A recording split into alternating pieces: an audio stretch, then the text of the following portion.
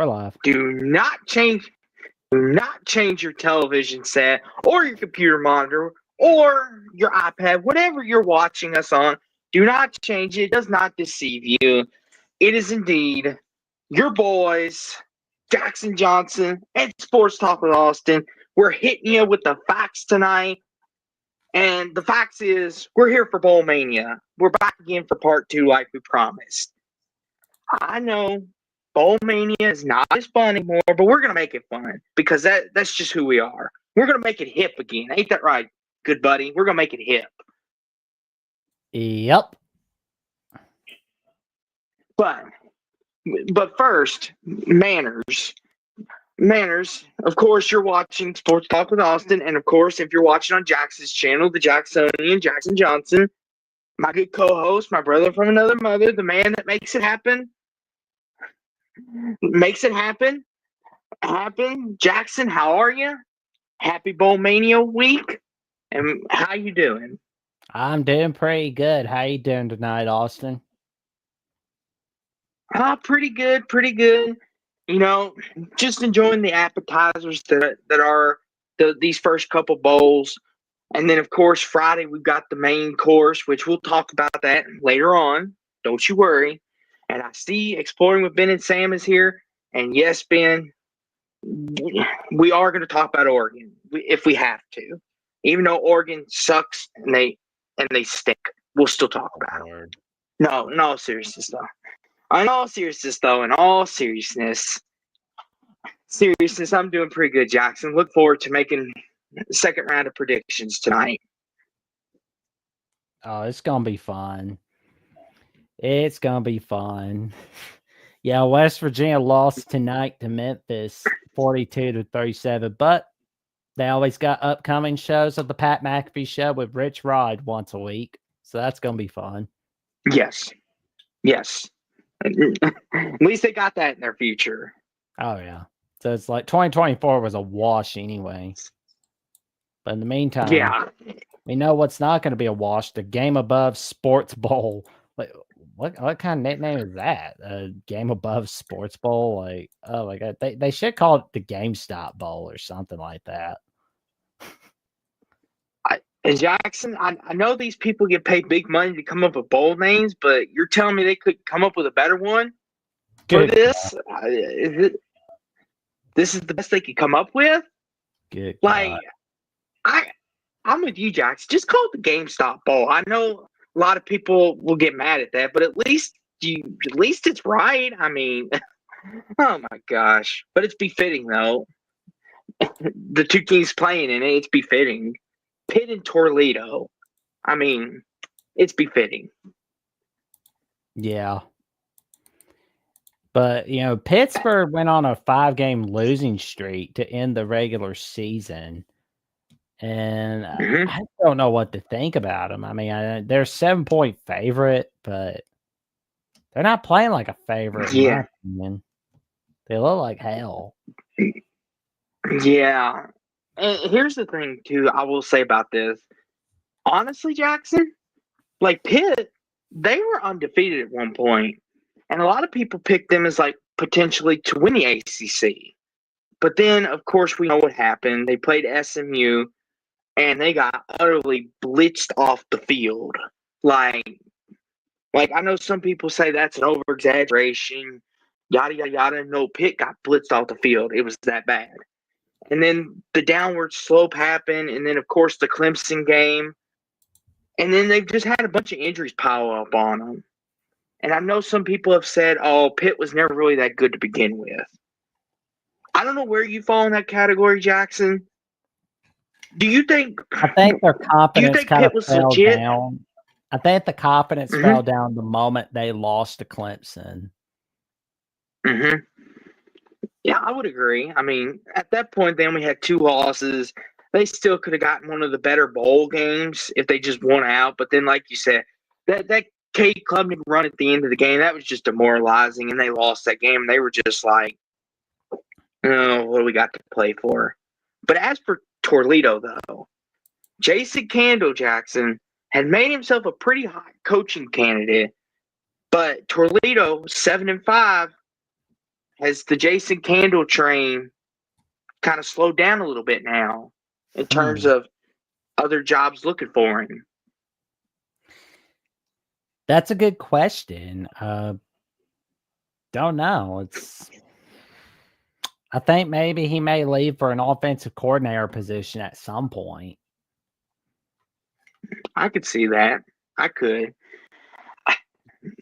Like most recently, I'll say that a lot of people thought he was going to go to Indiana when that job opened. And I know you had mentioned Jackson a couple times on our shows here. You think he would be a great fit at any school that would take him.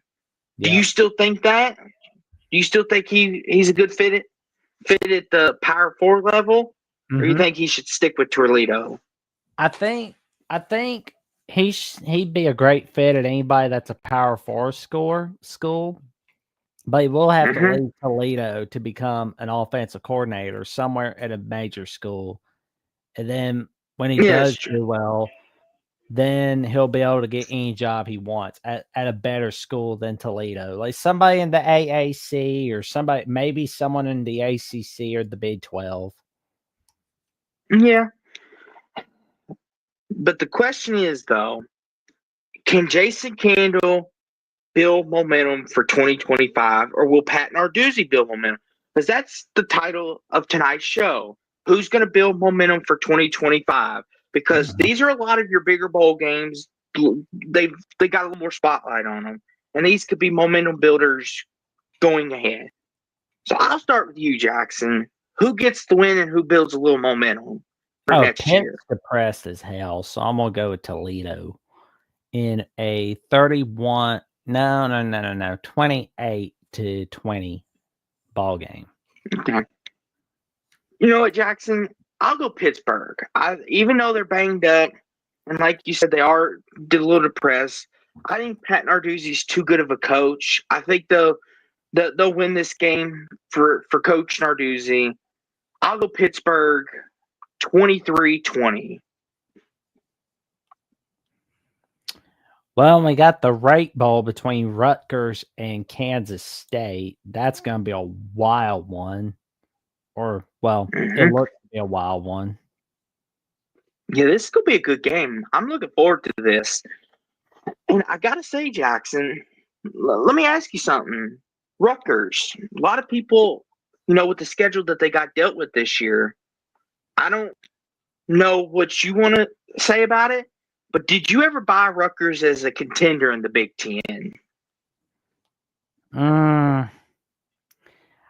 I fell for it for a little bit, but once they lost to Wisconsin, I was like, and then they went on that humongous losing streak. I was like, yeah, we fell for it big time. I'll say this: they're kind of like Pitt, got banged up there, and they were playing a lot of young guys in the secondary, and they're running back Kyle Singleton, I think's his name. Yeah, he's one of the more slept running backs. In my opinion, he's really good. He's a bruising type running back, but it seems like Rutgers relies a little too heavily on him sometimes. And I've heard mixed reactions on Caliac McManus from Rutgers fans.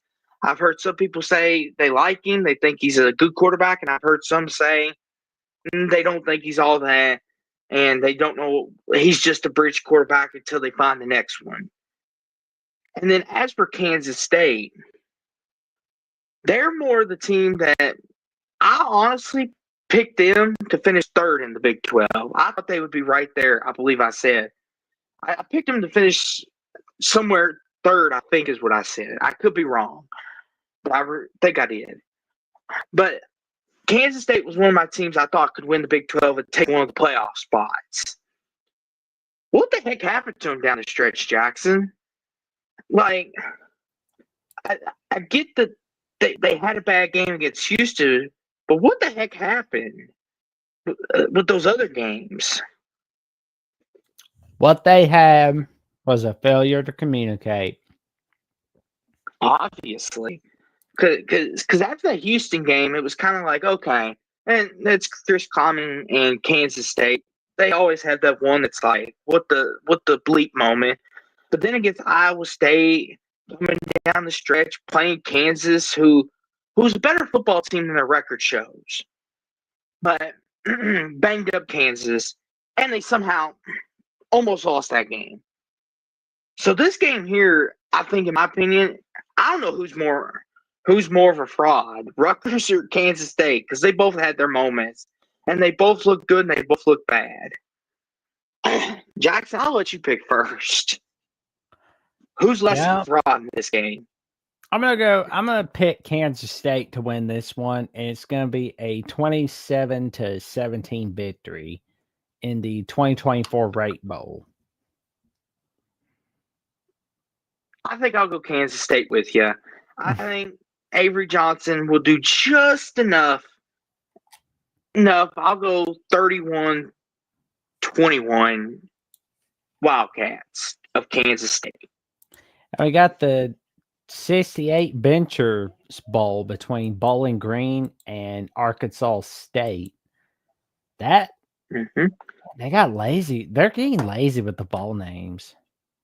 Got to be honest. Yeah. Well, it's probably because the 12-team playoff, and they're like, no one's going to watch it anyway.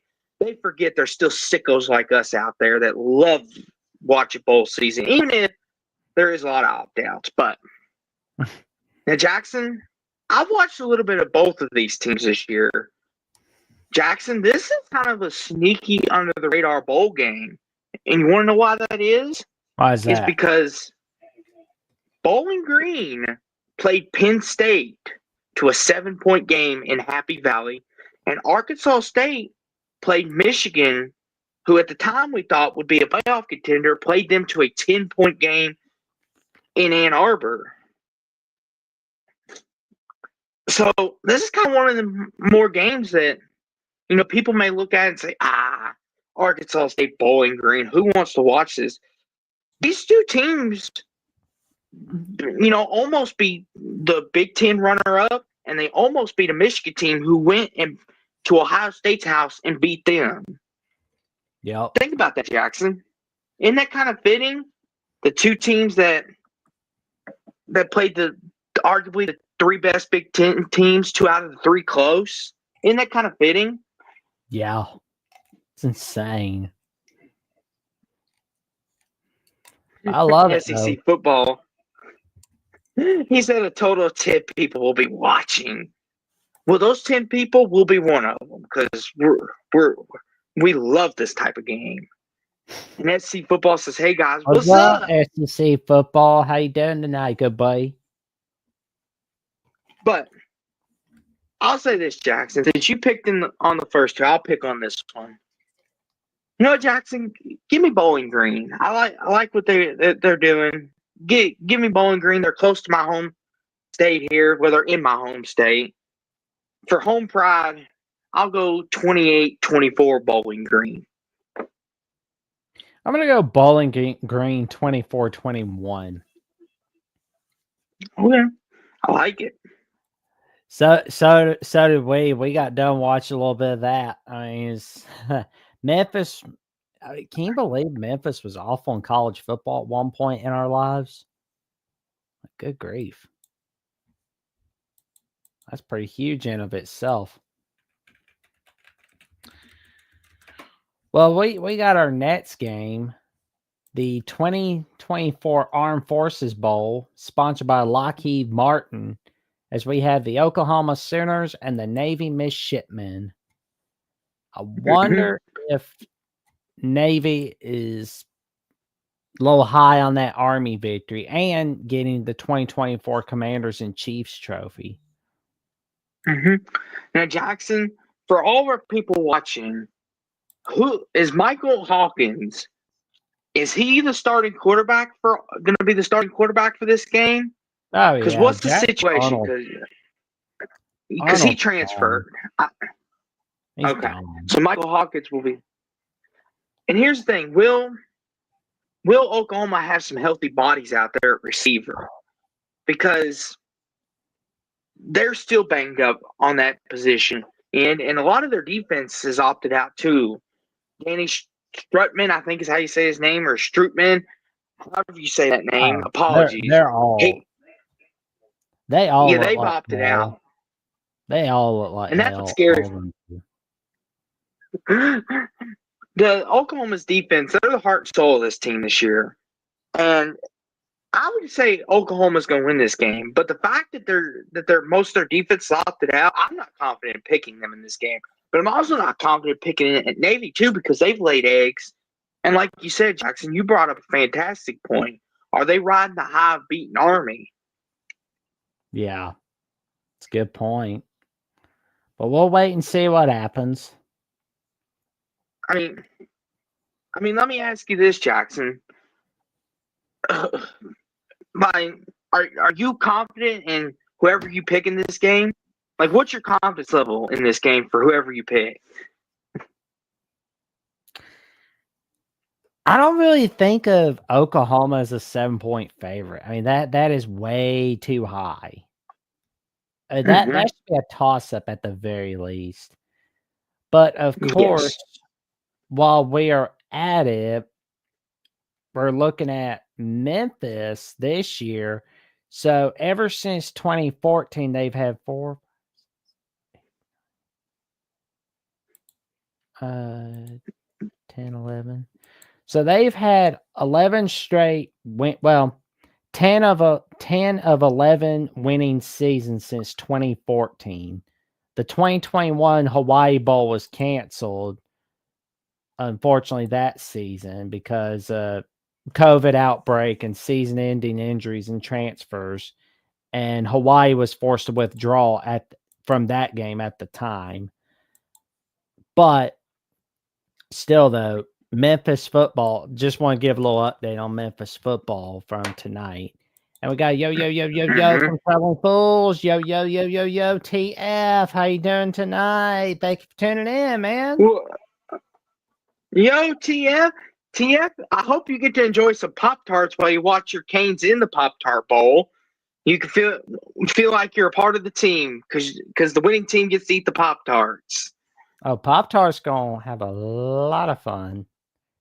And hey, Jackson, maybe the Pop-Tart instead of spanking the ref this time can spank one of the Miami players. There we go. Yeah. Sorry, Ben, but we're going to borrow for this. There you go. Well, I mean, he's warming up that referee, that's for sure. Oh yeah, he likes it nice and creamy. Well, he likes it nice and warm, so that's for sure. Nice, oh, warm, boy. and crispy. This just so became rated R. Okay, back to Oklahoma Navy, good buddy. Go ahead. Well, oh man, this Oklahoma team, they're gonna feel like the referee that's getting spanked. So that's what they've been feeling like. I mean, it's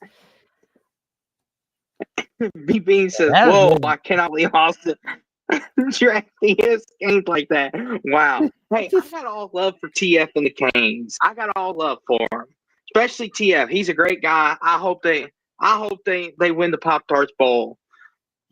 I'm just poking fun at him. Like, I can't say too much because we lost to him. Whether Traveling Fools, that's just false accusations right there. This is character assassination, Jackson. Character assassination. I love Traveling Fools. Even though he's a Miami fan, I still love him. Oh, man. But, bad manners. Go ahead, good buddy. I didn't mean to interrupt you. Go for it. But it would be cool to see Navy win this one. And something tells me I should take a chance with them. You know what? I'm gonna go with the Navy Midshipmen to win this one, 21-17 against Oklahoma. I feel like the Alabama game's really gone to Oklahoma's head a little bit. Yeah, I'll say this, Jackson. Oklahoma's defense, if they had 90% of the guys playing, I'd pick the Sooners just off their defense. Their defense is that dang good. But they've got a lot of opt-outs on that side of the ball. They can't keep a healthy wide receiver room. I don't know what Michael Hawkins Jr.'s ceiling is. I'm going to be like you, Jackson. I'm going to take a chance on Navy. 17-10, Navy.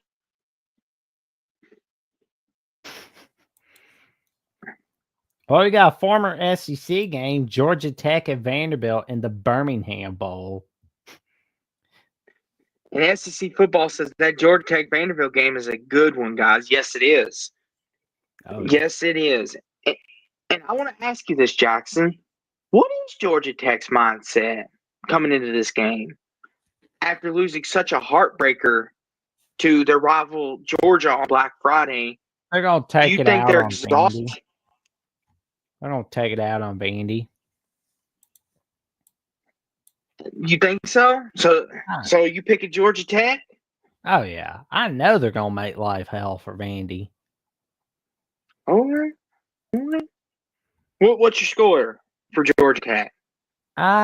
Georgia Tech is going to win this one 28-24 against Vandy. I think they're going to win a good one. B Bean says, but Vandy is no pushover. Vandy beat Bama. B Bean, you're going to get Jackson started again. I just calmed him down. Like, before we came on air, Jackson was throwing a hissy fit about that. Like, he's still upset the committee left Alabama out. He's still upset.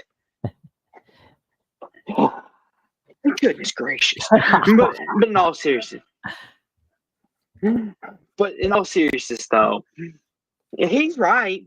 They beat Alabama. They're no pushover. This isn't the Vandy from 3-4 years ago where it's like, ha, you lost to Vandy. No, this Vandy team with Diego Pavia is good. Now, I don't know how good they'll be next year because, like you've told me, Jackson, Diego Pavia, if he doesn't come back or doesn't get another year of eligibility, he ain't coming back? Nope. Unfortunately, well, then, so Vandy might go downhill after that. I don't know. I want to believe it, Clark Lee. Georgia State says hello. Oh, boy. This is going to turn into the Vanderbilt show. And SEC football says Vandy will be back to going 10-2. Like Jackson, I know Jackson's has told me on a number of occasions, off air and on air, and he said it across multiple platforms. He hopes Vandy stays 6-6, 7-5, but Diego Pavia is kind of holding them up. So, in a lot of people's eyes, we'll see. We'll find in due time. But you know what, Jackson? I've talked myself into it. Give me Vanderbilt. Win this game 24-21. I think Georgia Tech, they're mentally exhausted. I think they're still heartbroken, and Vandy's got a lot to play for. Give me Vandy. Hey, Ralph Wolf. How you doing tonight, man? Good to see you. What's up, Ralph? Woo, woo, woo. The wolf's out tonight, Jackson. The werewolf's out. Werewolves of London. Oh, werewolves of London. Oh, man. Let's hope Ralph ain't actually a wolf, though. Let's not. Cool. If he comes to our screen and eats us like Red Riding Hood, then, well. Nah, well, hang on here. But anyway. There might be one mascot that might eat us. There's Razorbacks. Oh, jeez. Yeah. You know, that's going to be a good one because that's an old Southwest Conference game between Arkansas and Texas Tech. And, you know, I've heard a lot of people say, like, the worst Big 12 team will lose to a mid-SEC team, or a mid-SEC team would beat the best Big 12 team. You know, oh, well, Arizona State had type on Mississippi State, but Arkansas lost to Oklahoma State earlier this year. But, of course, that Tennessee game, as you and I talked about, Austin, it's gotten their mojo up. And single-handedly might have saved Sam Pittman's job, at least for 2025. Agreed. I'm looking forward to this game, to be honest with you. And Here's the thing. I expect a shootout in this game because I think Texas Tech, they could score. And Ralph Wolf says Arkansas has lost a ton of the portal. Yes. Yes, they have, Ralph. Yeah, they don't. When I look, go ahead, Jackson. They don't have that clout that they did in the 1960s and 70s with Frank Broyles, and they certainly don't have that clout they had with Lou Holtz from 1977 to 1988. Not 88, 84, my bad. 83. That's right, because Holtz was the Minnesota head coach for 84 and 85, and then became the Notre Dame coach of 86. Well, sorry about Wolves, that, Jackson. SEC football. SEC football doesn't want to hear about it. That's my fault. I'm sorry. It's just business. It's nothing personal, SEC football. We like you, but it's just business. Jackson still has to hear about Vanderbilt, and I still have to hear it too. So don't worry. We all have to go through it. But go ahead, Jackson. But it's going to be interesting to see what goes on with Arkansas and Texas Tech. I mean, Texas Tech, they've had quite an up and down season as well. I mean, 8-4 is not too impressive for Texas Tech. I'll say this, Jackson. The thing with Texas Tech is, what do I always tell you about them? And what is it I tell you about them? They get you when you least expect it. Exactly. And even the Iowa State game, I even predicted. I said I would not. I said Texas Tech's going to win this game because everyone thinks they're left for dead. And you're like, they're going to beat them in Ames. I'm like, yep. Watch what happens. This is what they do. And what happened? They struck again. So you don't ever want to overlook this team. Never. It's kind of like ours, so never overlook them. No. And like Ralph Wolf mentioned, the Arkansas has lost a ton to the portal, and so has Texas Tech. Like they both. This is one of them games, Jackson. They're going to get to see what the future looks like for both fan bases. Yeah, and it'll be interesting to see what Joey McGuire's bringing. I got to be honest. This is a toss-up for me, but I mean, you know how I was just talking about, like, Arkansas has lost a lot of their clout that they had from the 60s, 70s? Yeah. Well, I can see.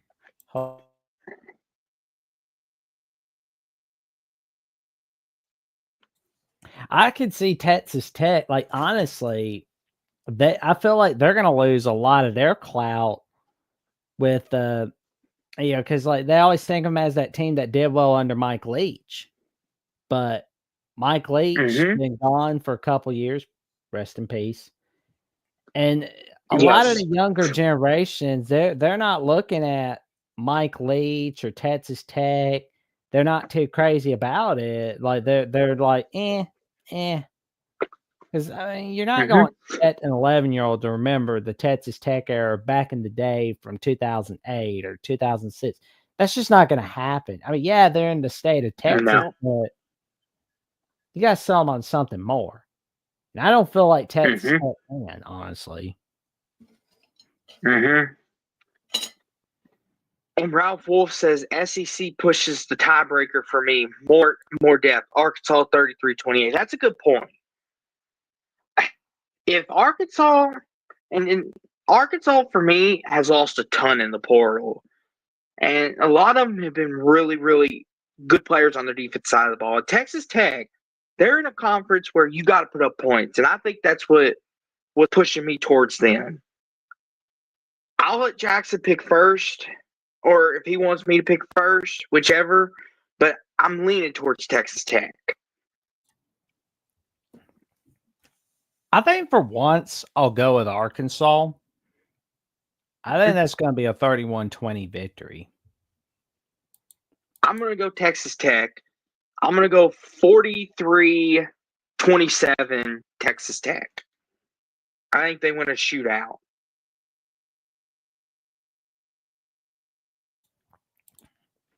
To each their own.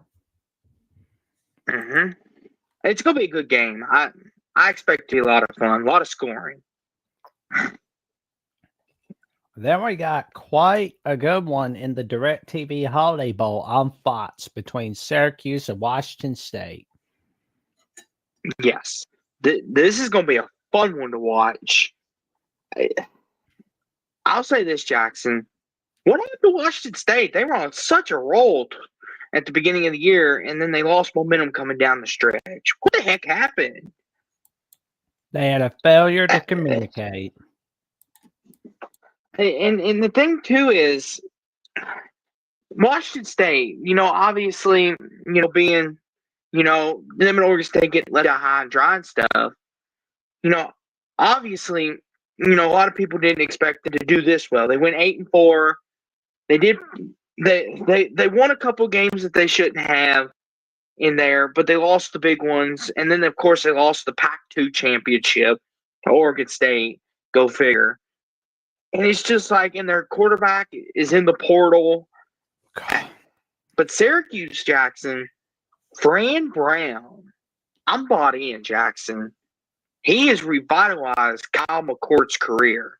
After Ohio State dumped him on the side of the street, Fran Brown, I'm buying his stock. I think Syracuse is going to be a really good team next year, especially if McCourt comes back. I'll say this. He's definitely learned from his coaching mistakes they made against Stanford. They didn't make that many mistakes again. Same. We're in the same boat, Fran. And just for that, Jackson, give me Syracuse. I like the momentum they're bringing. They upset Miami. They're riding the high. Give me Syracuse. Washington State, their quarterback's in the portal. Their coach might be looking for other jobs. Give me Syracuse 30-22. Well, I'm going Syracuse as well. I think it's going to be a 38-24 victory. Oh, this next one here, Lord of mercy. Oh, God. Go ahead, introduce it, Jackson. I can't believe that's an SEC Big Ten game. It's like, for a moment, I was like, oh, is this SEC Pac-12? This is Pac-12, Big 12. Oh, right. This is SEC Big Ten. Mm-hmm, yeah. Oh, Jesus Christ. It's going to take a few years for a few people. But that's okay. Jackson, what's the bowl game that both these teams got? Oh, man. Like, what? USC's been losing guys left and right and center. My God. I mean, do you know who just entered the portal? Yes, Zachariah Branch. And I forget the name of the other one. The other one. Help me out here, Jackson. Zachariah Branch, and I think I know Deuce Robinson, of course, Miller Moss, which he's in Louisville now. Bear Alexander's gone. Like USC, like you said, is losing people left, right, up, down, sideways, middle, in between the belly button. They're losing them every which way they go. Oh, man. This has been another disappointing season for USC. It looked like things were on the up and up after that LSU victory, but then they were just screwing up. They screwed up against Michigan. They blew it, right? And then they blew it against Minnesota, Penn State, Maryland, like Maryland of all teams. Good grief. Yep. That summarizes what USC is this year. They lost to Maryland. And Trojan Fight says, I had a lot better thoughts of winning this game before the portal opened. Yeah, that's one of the things. Like, we won't take a deep dive into it now. That could be an off-season topic if you want us to get into it. But the portal being open during bowl season and playoffs, that's one of them that needs to get fixed. I understand, like, players, if they don't want to be there, that's fine. Just sit them on the bench at least. Like, for them to just willy-nilly say, oh, I'm going to enter the portal, okay. And it's one of them, it's like, it's bowl season. You're throwing everything in fluctuation. I think the portal should open after the national championship. Then have it closed, like, in June. I don't know if you agree or disagree with me, Jackson, but that's just my thoughts on it. After the Natty, portal can open, recruiting, everything.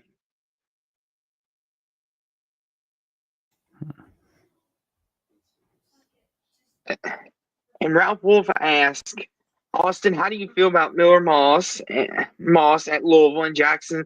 Do you want Milroe as Bama starter next year? Tee it off, Jackson. I'll let you start with your question. Alabama, I'm calling, you know what? It's time to start a new era. I like Simpson or Russell. Okay. I'll say for me, I'm excited. I've seen what he's put on tape. I think he's got a lot of talent. And I feel like he's going to fit well in a Jeff Brom offense. I really do. And I know a lot of people are saying Miller Moss can be turnover prone. His decision making can be a little tipsy. I'll say this. We had Jack Plummer, and we still went to the ACC title game. That's what I'm going to say about that. Jeff Brom is going to work his magic. And I'll be the first to admit, as a Louisville fan to the very end, I was very questionable about Jeff Brom as our hire. But Jackson, I give him full 100% credit for talking me on the boat. But Jackson said, Austin, you're not going to be disappointed with Jeff Brom. There's going to be some magic back in Louisville football. And boy, does he deliver that. We go to our first ACC title game since joining the conference. We beat Clemson Death Valley at night.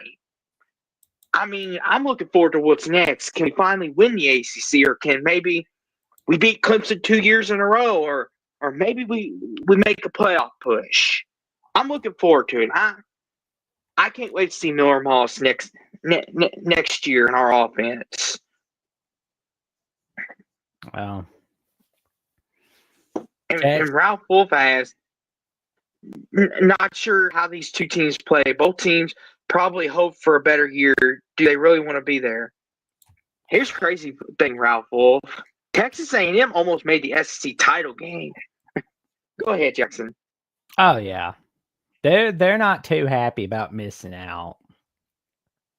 I mean, USC. I mean, it's like who wants it more is going to be the question. And Clint Moses, which Clint, you would have loved your Beaver shout out that I gave you the Pac-2 champs. He says SEC traveling to Las Vegas is too far for the Aggies. Yes, this is the Las Vegas Bowl. USC, Texas A&M. And Ralph Wolf says, nah, Brom is a good coach. You could tell that from his days at Purdue. I agree. And Jackson even told me that. Jackson's like, with more money and more NIL money, better facilities, and a less taxing conference, you're going to be just fine. But, yeah, go ahead, Jackson. Bad manners. Go for it. That's all good. Yeah, it's going to be interesting to see what happens with USC and Texas A&M. I mean, it's a coin flip. Who do you go with on this one? I mean, I went against USC last year, and it didn't work out for me. Oh, Jackson, you have to say that? You had to say that, Jackson? Well, yeah. You had to bring that up? You had to bring that up? Right, so. Jackson, I thought you liked me. I do. Jackson. See what I have to deal with you all? He brings up old stuff. Jackson, don't make me bring up that Vanderbilt loss again. Don't make me do bring it up, but I'm just like, oh my gosh. I'm just like, good grief. Oh man, I'm gonna hate myself for this. Like, it's like I don't really like either or. They're both a disaster. So I'm just gonna. Not to cut you off, good buddy, but Mike Elko's got Texas A&M going in the right direction. What have I told you about Mike Elko, good buddy? Oh no. He's kind of going in a great direction, but I mean, the bowl game, I don't know. I'll let you pick first. I think I'm just gonna have to go with USC in a 31-24 victory. Jackson, I'm going Texas A&M. I think USC's lost a lot in the portal. They've lost a lot of their playmakers. I think A&M, Mike Elko, they're going to be hungry, come ready to play. I'm going to go 26-23 A&M. Well, before we get to our next no. game, we got a good question. Oh, no. I feel like this is a trap. I'll go with I feel like there's USC fans in. At this point, I'll go with Elko, at least for now. I mean, I still think Lincoln Riley can get some stuff fixed, but he may just have to fire Josh Hansen. I'll say this. They both have their good and bads. If you want offense, Lincoln Riley's your guy. You want defense, Elko. But in overall, don't diss on me too bad. I'm gonna go Mike Elko too. I think he gets the most out of his players. Look what he did at Duke. Yeah. Well, you know, Josh Henson is going to Purdue, so that takes care of that for USC. Trojan Fight says, "Give me Lincoln Riley with Texas A&M NIL money." Oh, give any coach Texas A&M NIL money. Heck, put Jackson in charge. Texas A&M will win 9 games every year. And don't get me wrong, I think Jackson don't get me wrong, Jackson could probably call a pretty good offensive game, but he's no Lincoln Riley. No offense, good buddy. I'm not either. None taken. But go ahead. Bad manners again.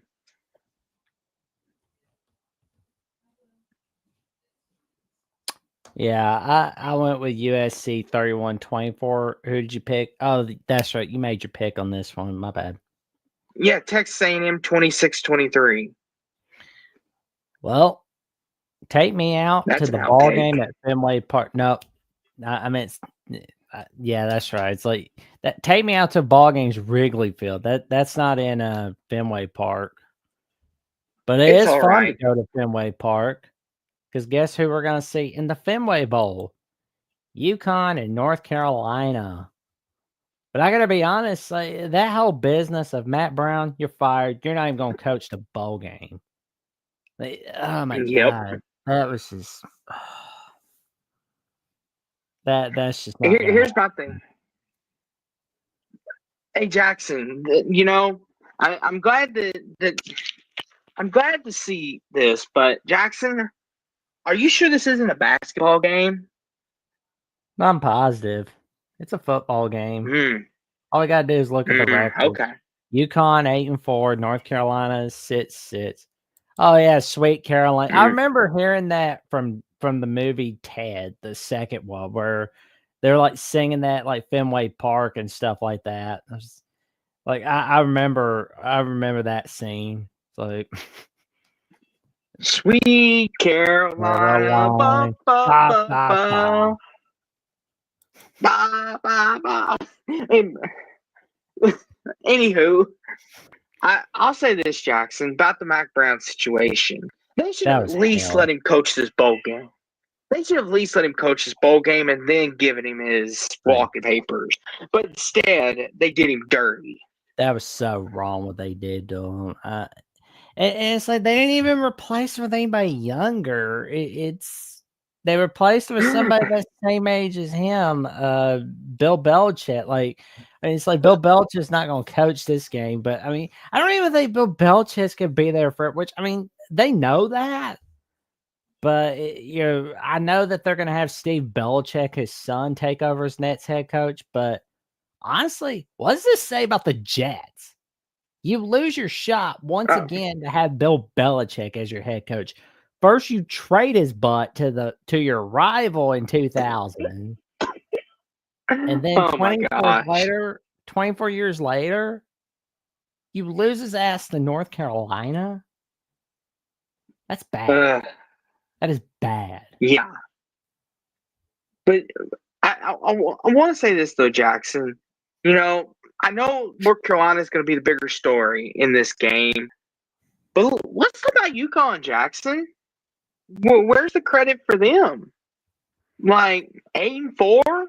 I mean, I get it, they're a basketball school, but Jackson, where's the love for them? Well, let's look at their best wins. I mean, well, they did beat Merrimack. They beat.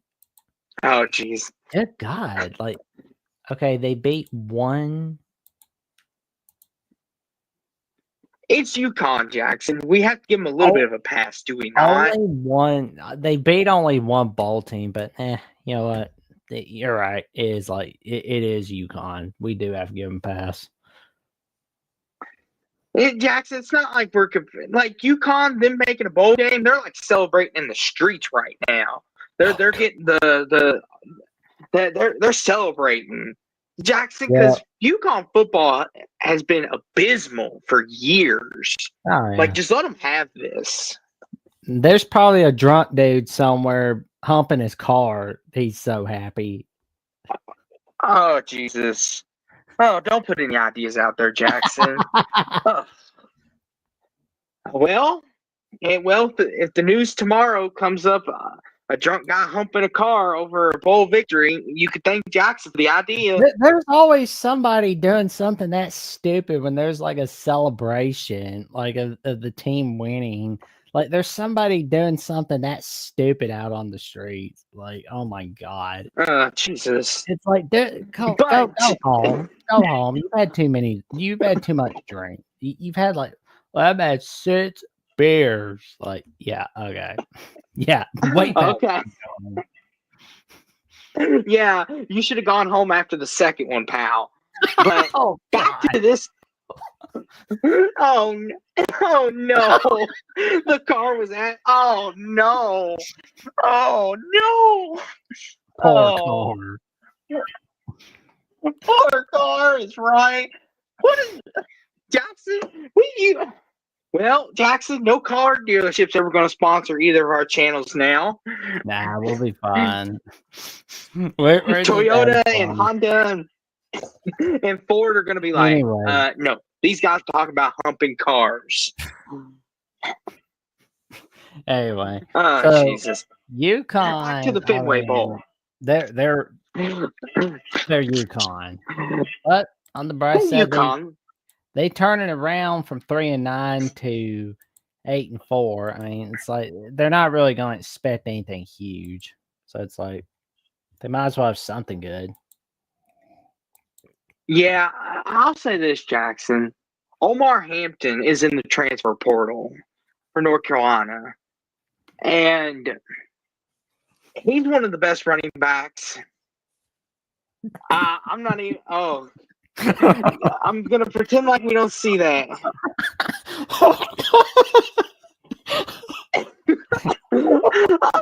Okay.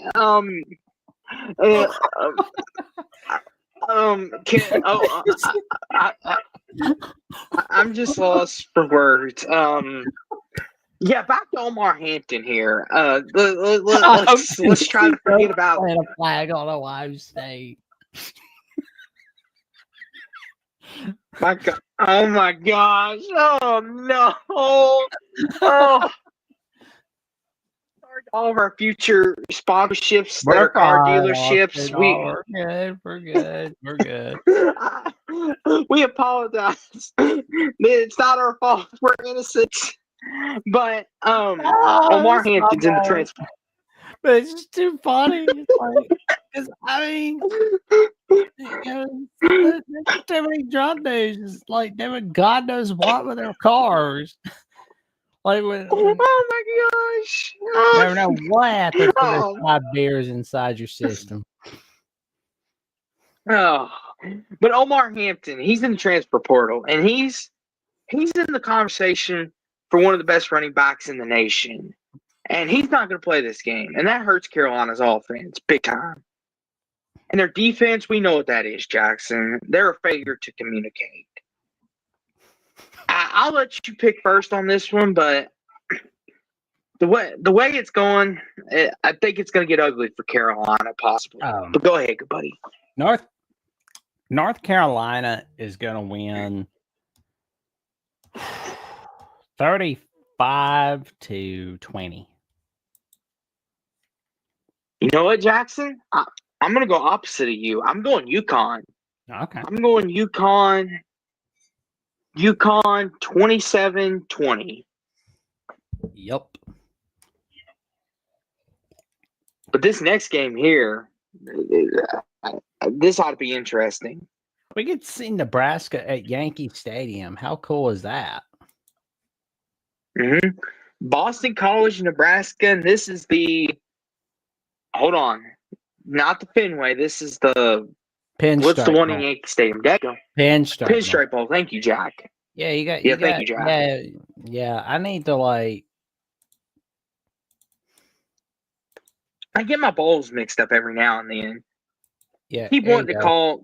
I get the Pinstripe Bowl. There we go. Yeah, it's like your eyes okay, man?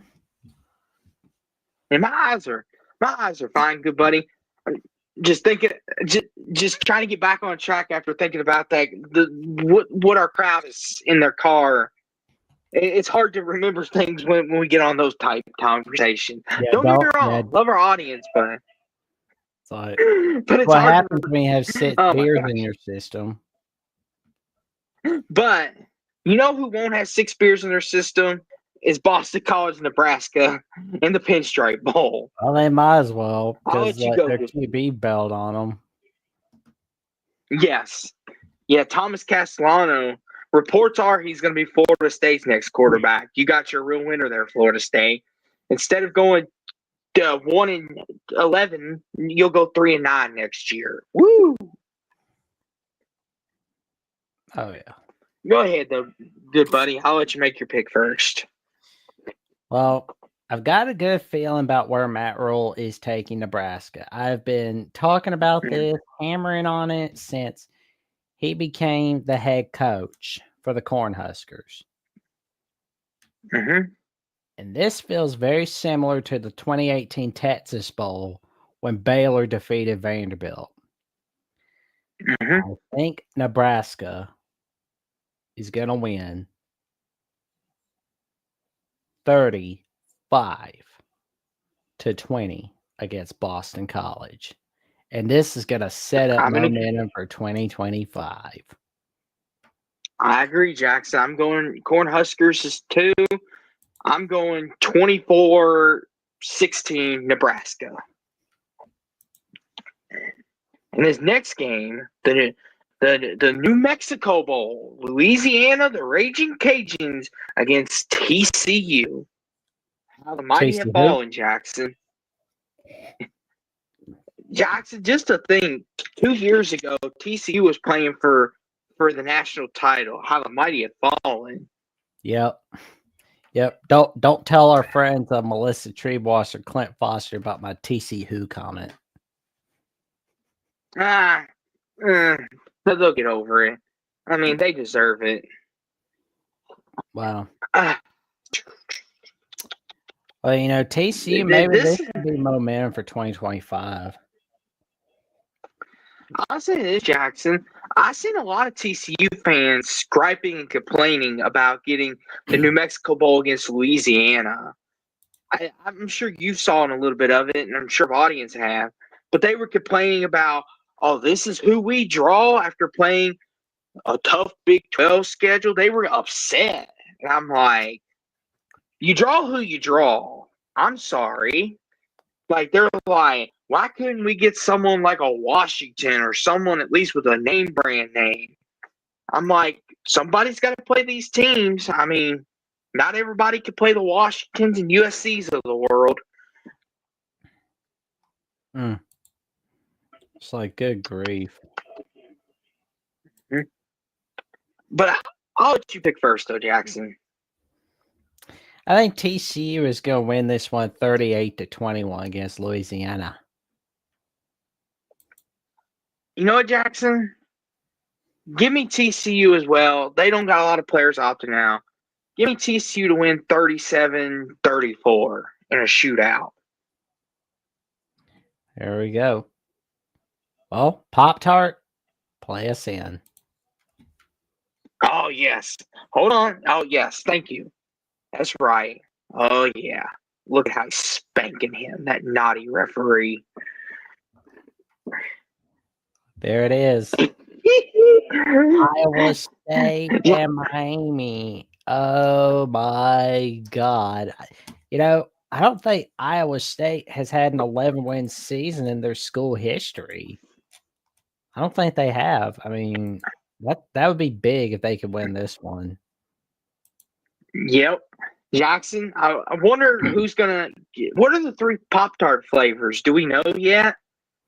Oh, I know there's no. going to be 3 this year.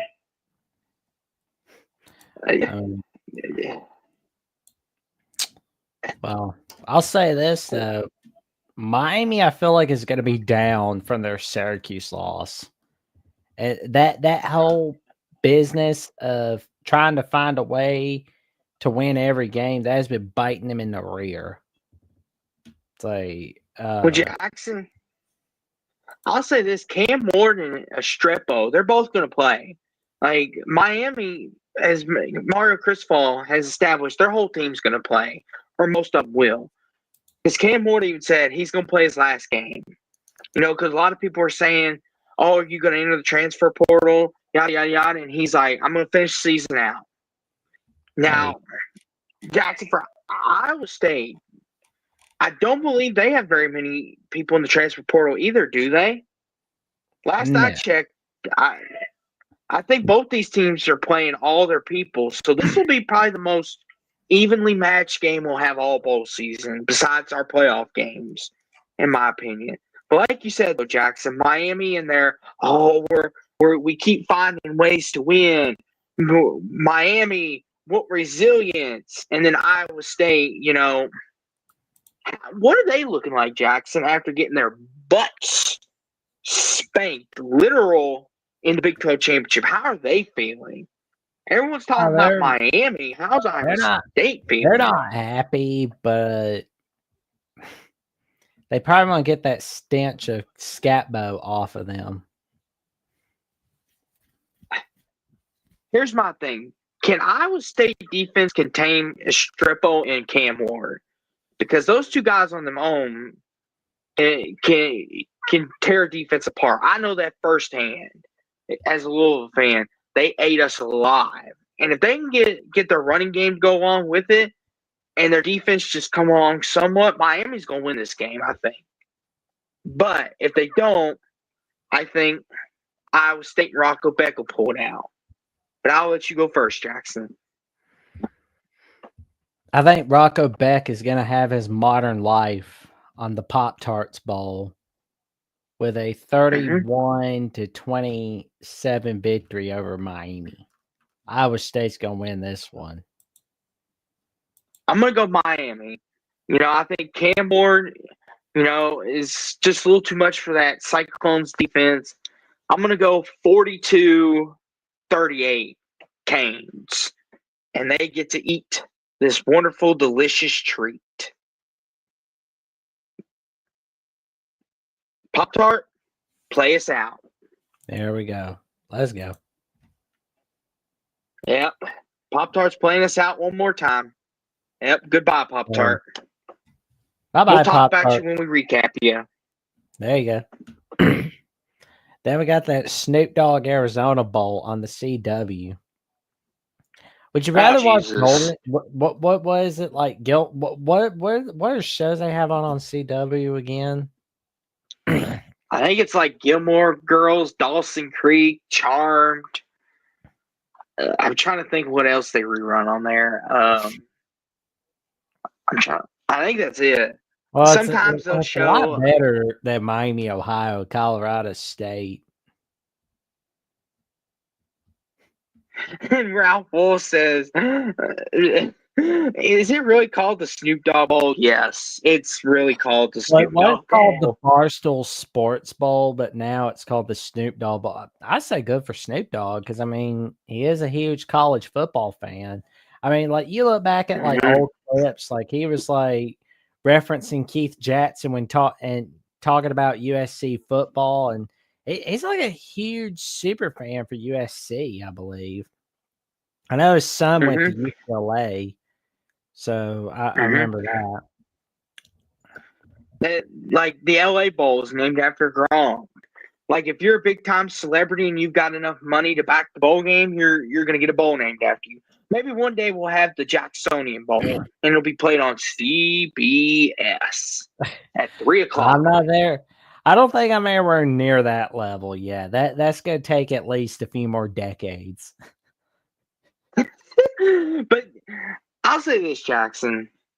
Who's favored? Miami, Ohio by 3. Okay. Well, Yeah. is the CW curse gonna bite them in the rear?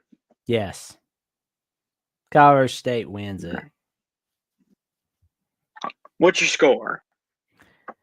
34-24. I'll go Colorado State to 41-28. Well, we got the Go Bowling Military Bowl between North Carolina State and East Carolina. I gotta say, North Carolina State has had another disappointing season this year. Injuries bit them. It bit them. Yeah. And did you hear Casey Concepcion, their running back? I mean, not their running back, the wide receiver. Their stud of a wide receiver. He's in transfer portal. He's not going to play. But their running back. This is what I meant to say the second time. Hollywood Smothers. That dude is a baller, Jackson. Baller and blitz. NC State. Hey, they better pay up. Hollywood Smothers is going to give defenses some problems next Saturdays for next year.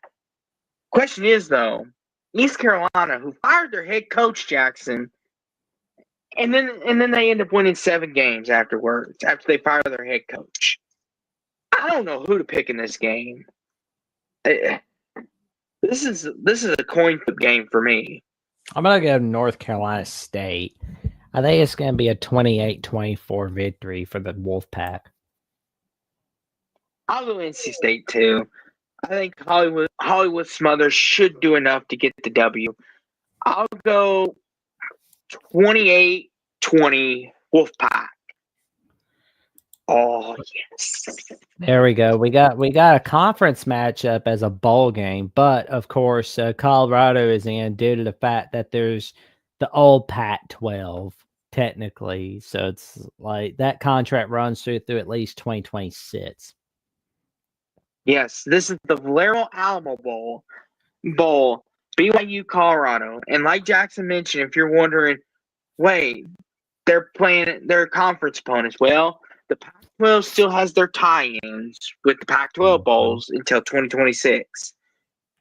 Jackson, a lot of people were wanting BYU Colorado to play. Well, guess what? We get our opportunity now. Because a lot of people are saying, who was really the better of the two? Well, guess what? We're going to find out in this bowl game. Yeah. I think, honestly, it's going to be interesting to see what goes on in this matchup. Glad to see Travis Hunter won the Heisman. I mean, I have to admit, I was pulling for Ashton Genty, but after that Heisman speech by Travis Hunter, I was sold. I was like, you know what? They were right. Yeah. And here's the thing, too. And I want to say this, and I know I know I'm a primetime fan, and I love me some primetime. But he said in his post-game presser after, when they were talking about is his players going to play in bowl games and stuff, Jackson, he took a little leaf off Nick Saban's tree, if you would say.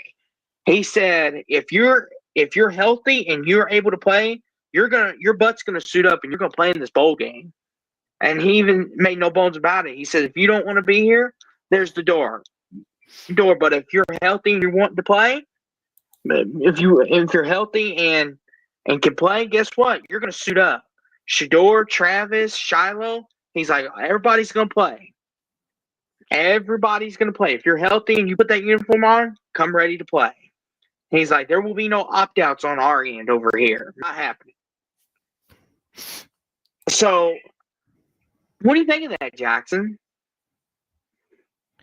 I mean, I would love to see a lot of the stars play, but it's like I understand if you can't be able to because, like, hey, I don't want to get hurt. I don't want to get screwed up before the NFL draft and then my stock goes down. I can't really blame Mhm. them because it's like if I were a 20-year-old guy in college football, and I'm thinking about do I play in the Alamo Bowl, take a chance, or do I screw up my stock as a first rounder? And I mean that's a toughie because like you want to be there for your teammates, but you also have to think about those around you, like you and your family. Like you got to think about your bills that you got to pay. So it's like Mhm. it's unfortunate, but it's one of those things you have to think about. Mhm. And Ralph Wilson says, "I almost forced Hunter and Sanders to sit." It's it's one of them. It's bad for the sport that we've come to this, but I also get Dion being kind of like a Nick Saban throwback. Because Jackson, you could speak to this more than I can. But Nick Saban, what was his biggest pet peeve, even before NIL and everything else? What was his biggest pet peeve when it came to players? Yeah, he didn't like it. He didn't like seeing everybody. He wanted everybody there. He wanted everybody Mm-hmm. there. Hence why Bryce Young and Will Anderson played in their bowl game against K-State. Even though Bama didn't make the playoffs, they both played because Nick Saban, his big pet peeve was, if you're healthy, you're going to play. Because that was the culture he set, and that's the culture Dion's setting over in Colorado. Yep. And some people are like, oh, you can't do that with the kid that's top 10. I understand that. I get where you're coming from. Ralph Wolf even says that's life-changing money. I agree. I like like I wish we could put ourselves in that shoes. I wish we were like a top 10 pick upcoming. Like we would understand what they're going through, but we also see the coach's side of it too. It's one of them that it's like, like we said, we could sit here for another 2 hours debating whether it's right or wrong. But as for this game, though, and both these teams, I think, do not have very many opt-outs. Last I checked, I'm going to go Colorado because Travis Hunter, Shador, I think they're gonna they're gonna have one last hurrah going out the door for Dion. I'm gonna go 35-28 Colorado over BYU. I think Colorado will win this one. Well, yeah, I think they're gonna win 34-31. Okay. Mm-hmm. This Nets game that looks pretty depressing. Oh, sheesh. Yeah. Yeah, the Independence Bowl and Jackson, Louisiana Tech at 5-7. They weren't scheduled to be here. This was supposed to be Army Marshall, but Marshall had to pull out, and thus by the APR scores, Louisiana Tech comes in, and now they've got a chance to win a major bowl game. Yeah, you make Jackson, good does grades Army? then. Yeah, you make good grades, smarts. Jackson, is Army going to come in this game ticked off and ready to play, or Oh yeah. is Louisiana Tech going to surprise them? Louisiana Tech's not gonna care. They're just happy to be there. So I take it you're picking Army.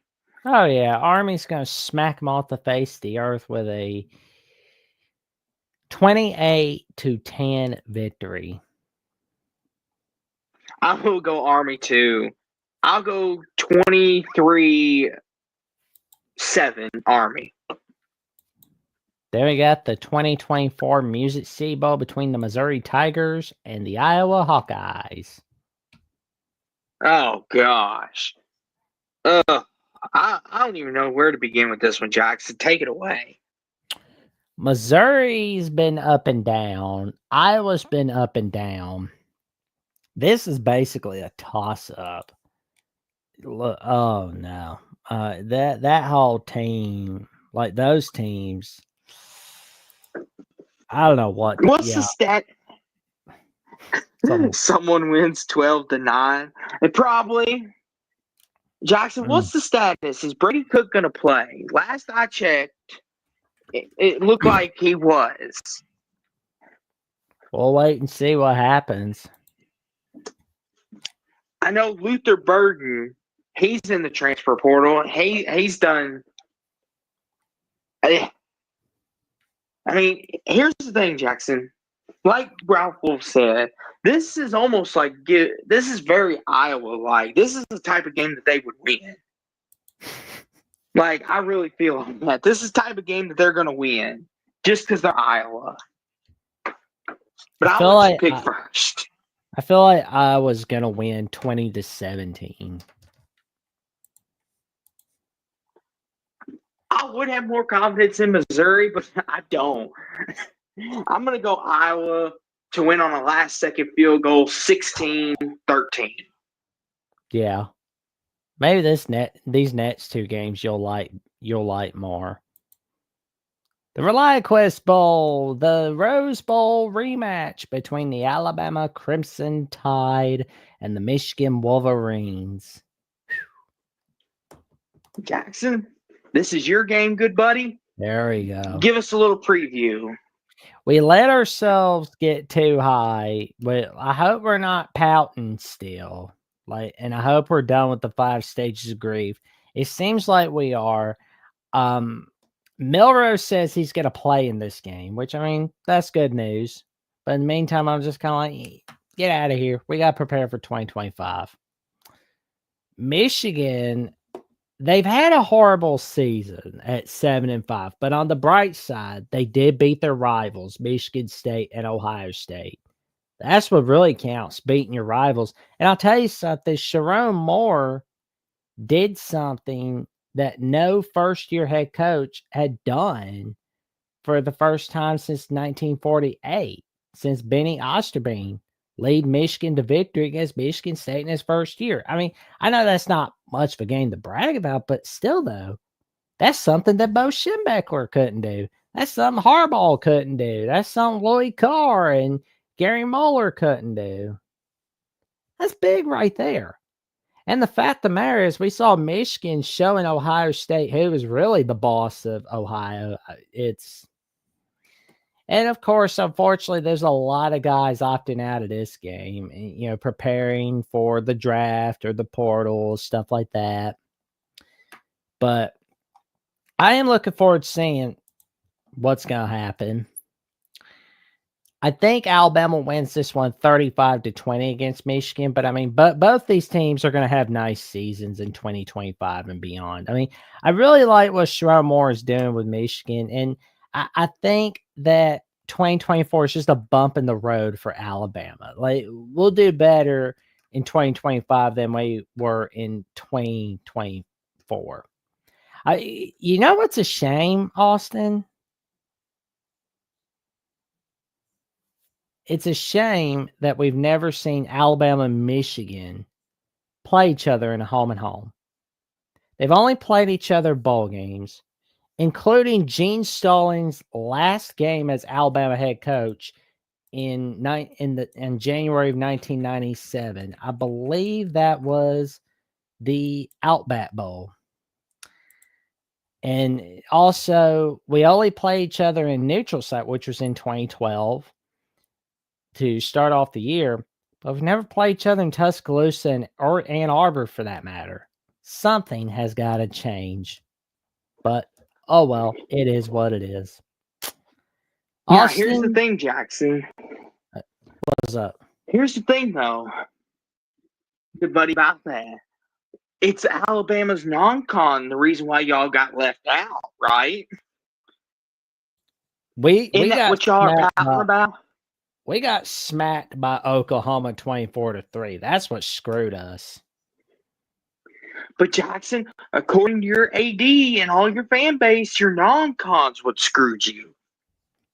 I mean, like, it just ticks me off. And it's like, really? You're going to blame your non-conference? Really? You lost a pedestrian Oklahoma team. Oh. Like, get a grip, Alabama. No offense, Jackson. None taken. I've I'm just like I hate it when I hear like a lot of our fans just go, "Oh, well, we just need to have easier games in our non-cons." Like we do. Oh my gosh. What are you gonna do if you have like 4 FCS opponents or 3 Sun Belt Conference USA AAC opponents and a cupcake FCS? Mm-hmm. Like, what are you gonna do if you don't get in? Oh, well, we need to have harder non-con schedules. Well, duh. There's no winning either way, Jackson. It's no winning. Like, no matter what. But I'll say this. Jalen Milroe Jackson, he plans on playing in this game, correct? Yes. And SEC football I says don't is believe he Jalen Milroe will. coming back.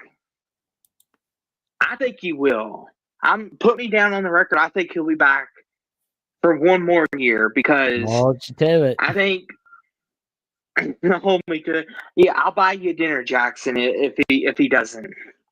But I'll say this. Jalen Milroe is going to play. I believe Ryan Williams is going to play. They're more locked and loaded and ready for this game than I think Michigan is. And here's my question, Jackson.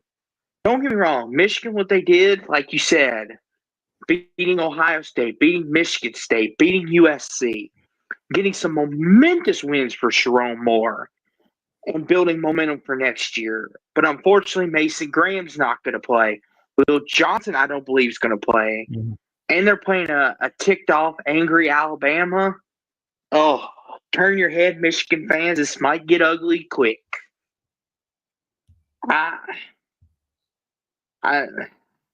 And SC football says I'll lay the 10.5 with Alabama. I will too.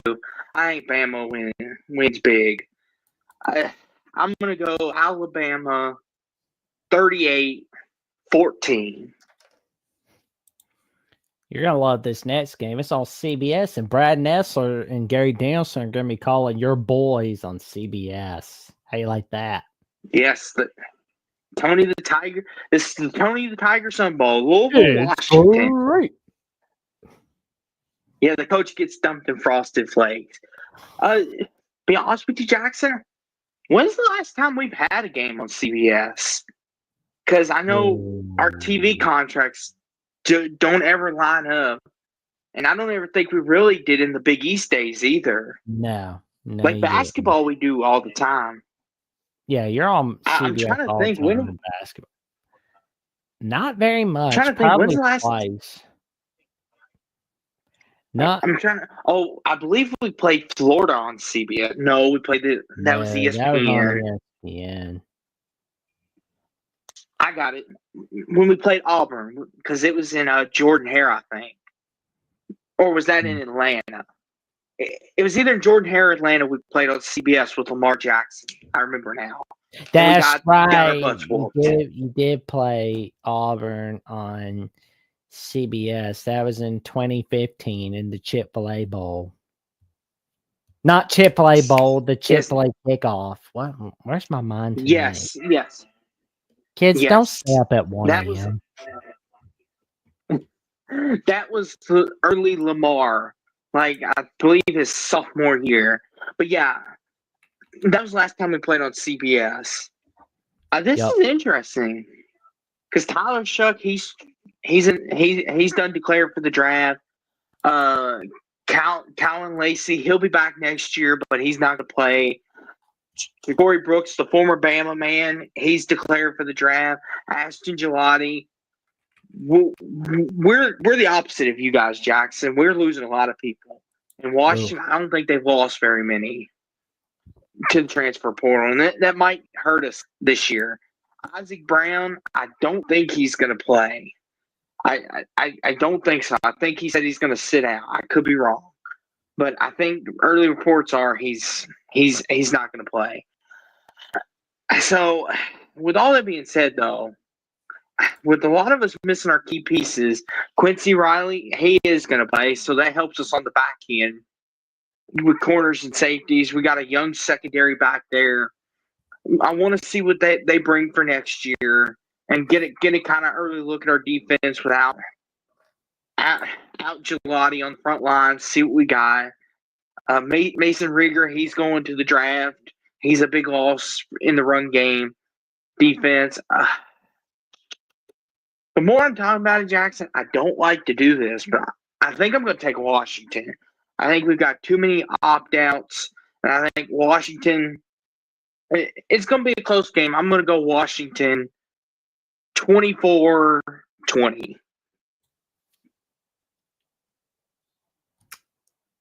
Yeah, I think Washington wins this one 28-20, unfortunately. And SEC football says, never mind, I wouldn't take either side. Louisville's players are opting out. Yep. A lot of ours are going, preparing for the draft and everything. It's unfortunate. Like, I'll still cheer them on, and I'll still come talk. Like, when me and Jackson, we're going to do the recap of BowlMania at the very end. We'll still talk about it. But I won't get too upset if we lose. Well, we got the Cheez-It Citrus Bowl between South Carolina and Illinois. That's going to be a good one right there. That looks very underrated. What do you think, man? Yes. I'm looking forward to this game, Jackson. Out of the non-playoff bowl games, I'm looking forward to this game. And SEC football says I'll take South Carolina 9.5 all day. South Carolina, Jackson, what a late season push they have made. Jackson, we want to talk about the title tonight being momentum going forward for next season. What about the momentum that South Carolina currently carries with them?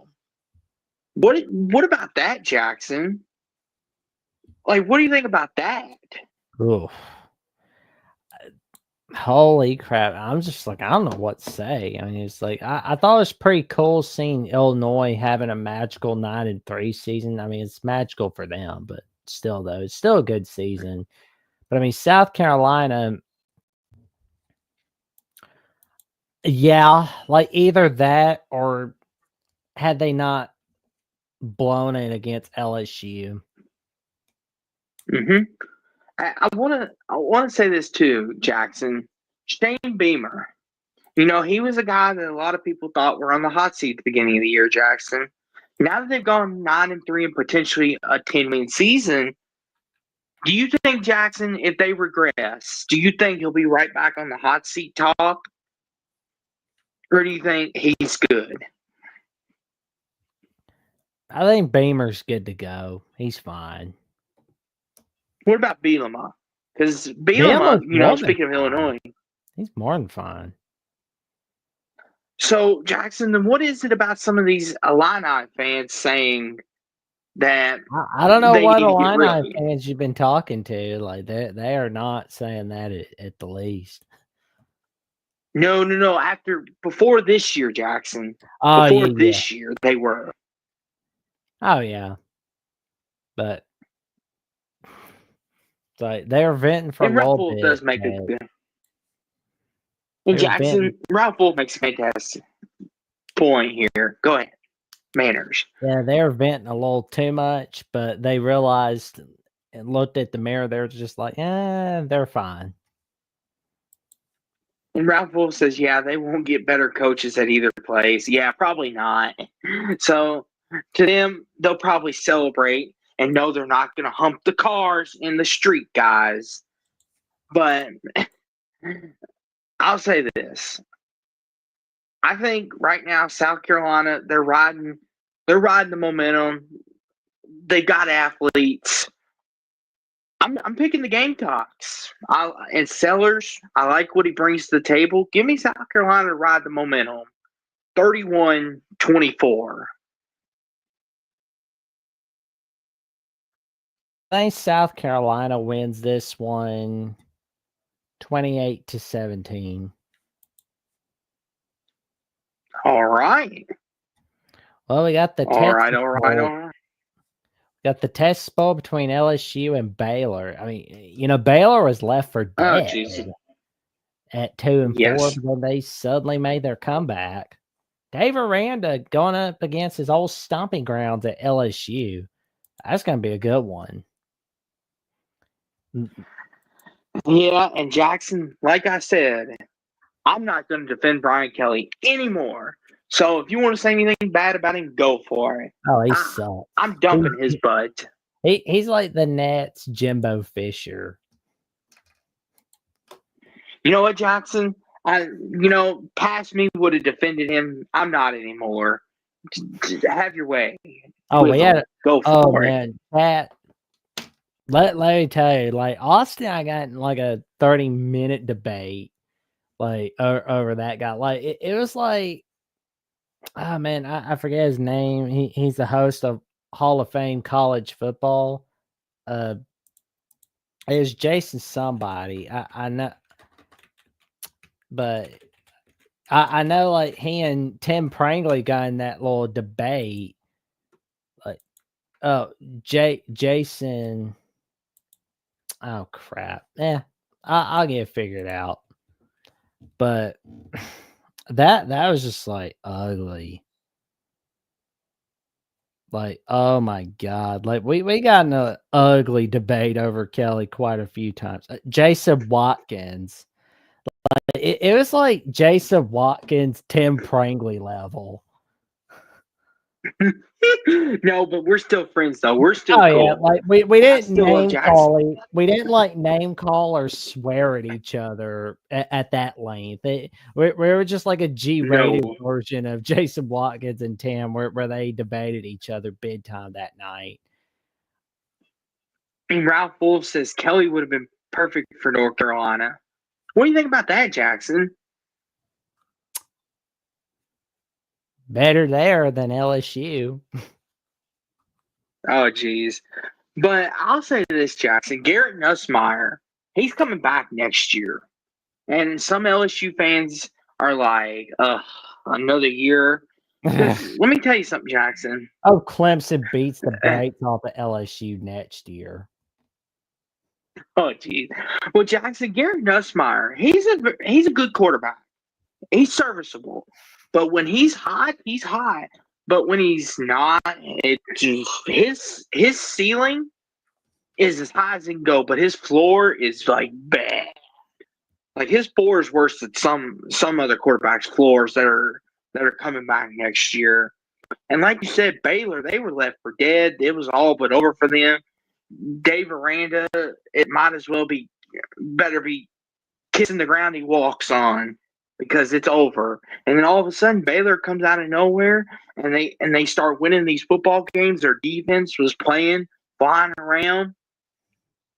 And now that I look at it, LSU is a 1-point favorite. Okay. Who did Brian Kelly pay in Vegas to become the favorite here? Oh man. It's like good grief. Like LSU just they're trending downwards, but Baylor's trending upwards. Ralph Wolf says Baylor quietly had a good year. They did. After the Colorado game, they flipped the script. But as for this bowl game, though, I really want to pick LSU because Brian Kelly always finds a way to win these bowl games. And then we hear during the SC media days, oh, LSU, this is the year they're going to win it. And then it's like, I hate to do it, Jackson. I dislike to do it, but I'm going Baylor. Give me the Bears. I like the way their momentum's going. I'm going to go Baylor 27-17. Yeah, I'm going to go Baylor 31-28 against LSU. Yeah, we're getting to you later, quarterfinals, because we got the Tat Slayer Gator Bowl. Yes, Duke and Ole Miss. Jackson, I hope, and I don't mean this in any negative way towards our Ole Miss people that we know, but I hope Duke beats the holy brakes off them. Because Lane Kiffin, you're running your dang mouth about the ACC. Duke, do your conference a favor and put him in the ground. Put him in the ground. I don't care if you're up 37-3.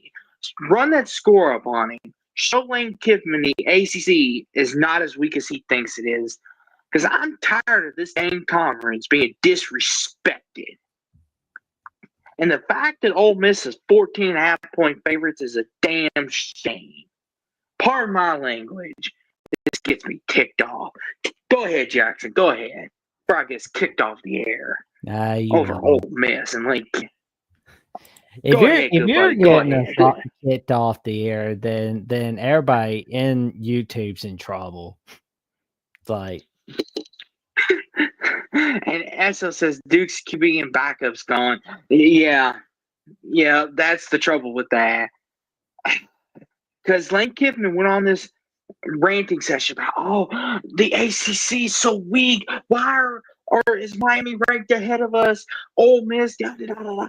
And it's just like, would you shut up, Lane Kiffin? We get it. You play in the SEC, and I apologize. I normally do not do this, but he's always acting about me. Oh my gosh! Take it away, Jackson. Yeah, I'm gonna get a shadow ban by the Ole Miss people here. Nah, because Lane Kiffin get me fired up. Nah. Ole Miss is mad about being left out. They're the best team not ranked in the top 25. Jackson, do you agree, though, that Lane Kiffin does a little too much whining, though? Oh, God. Like, he does whine a little bit, though. Yeah. He's funny. He kind of looks like Daniel Tosh. That's the funny part right there. Like, Jackson, I'm sure I probably gave away my hand. I know who I'm going to pick, but go ahead. Yeah. But I think Ole Miss will win this one 38-21. We're doing that Ole Miss tomorrow players. night. We're doing that tomorrow night, SEC football. Yes, SEC football. Come back tomorrow night. Come back tomorrow night for that. And then, of course, Saturday we'll have final whistle back for after the games. Don't you worry. We're going to talk about it. But you know what, Jackson? This may be a bad pick. Give me Duke. Just because of Lane Kiffin and his big mouth. Give me Duke. Even though it's going to mess up my picks, I just want to see Duke beat Ole Miss just to see Lane Kiffin's look. Like, this team beat us? Yes. Give me Duke 30-28. There we go. Gonna be getting it. Gonna see Ole Miss win that one. And we got the Surf Pro First Responder Bowl on ESPN between Texas State and North Texas. I'll let you pick first, Jackson. Texas State's gonna win 45-28. I'll go Texas State.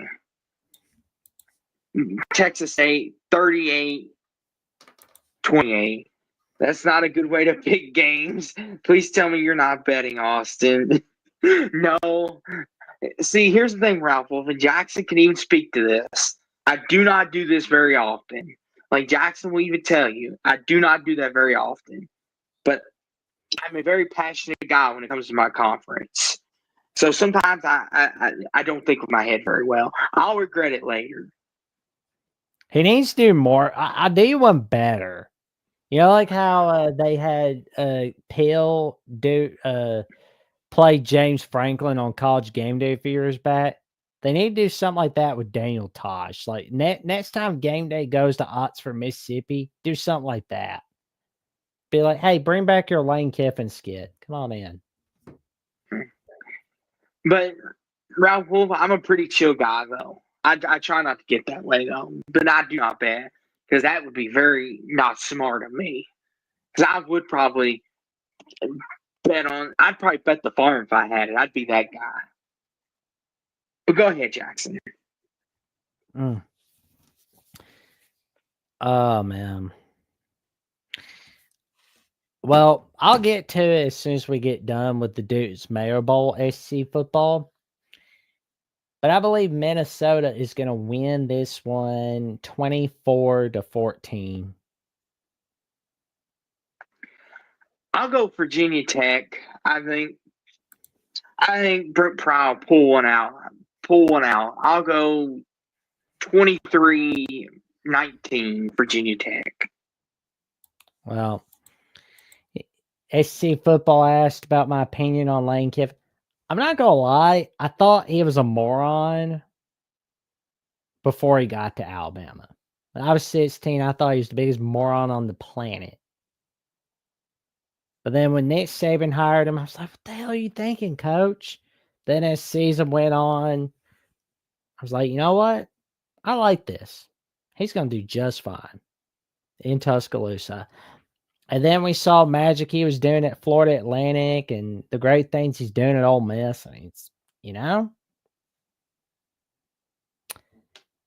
why did I let myself get so on Lane Kiffin at that time? Like, I get it. Like, his record was a disaster at USC, going from preseason number 1 to 7-6, losing to a 6-7 Georgia Tech team in the Sun Bowl. That's pretty bad. But, still though, it's like, seems like he's learned a little bit from that debacle. Plus, I don't think he wants to. I agree. He definitely would have. I mean, we saw what Tennessee almost did to Alabama in 2009. They almost upset him, but then Terrence Mount Cody blocked the field goals with his armpit. Like, oh, Lord. I'll never forget that game. I mean, that was a classic game right there. But, I mean, had Tennessee been able to keep Lane Kiffin in spite of Pete Carroll jetting out for the NFL, he definitely would have turned around Tennessee. And I wonder if he would have stayed at Tennessee for a long time. Like, maybe, I mean, he's a little bit more likable than Philip Former. I'll give him that. Like, no offense to Tennessee Nation. It's like Phil Former kind of has that resting bitch face look to me. But and I didn't like the way he handled that Tennessee coaching search in 2017. I mean, you had Mike Leach at your fingertips and you turn him down minutes before he accepts the offer to go to Tennessee and leave Washington State for you. It's just like, oh my God. Like, you want to talk about a big what if? Like, what if Lane Kiffin had stayed at Tennessee? I like to think about what if Mike Leach became the head coach of Tennessee in 2018. I mean, it obviously would have been a hell of a lot better than the Jeremy Pruitt era. Now, am I saying he would have led Tennessee to an ACC title? No. But he would have had him in the thick of it, had him competing for an East Division title. He definitely would have had them ending. He would have made sure they were not losing to Florida a lot. I mean, he'd have had him a lot better than where Pruitt had him. True. But I do agree with Ralph Wolf's statements that Josh Heupel has turned around Tennessee. Yes. And of course, and we can get into that a little. Not to cut you off, Jackson, but we'll get into that a little bit more tomorrow. Yeah. Because that'll be a big talking point for that game. Agreed. Last but not least, we have the Bahamas Bowl between the Liberty Flames and the Buffalo Bulls. How are we feeling about this Jackson, we're going to the Bahamas. I'll say this, Jackson.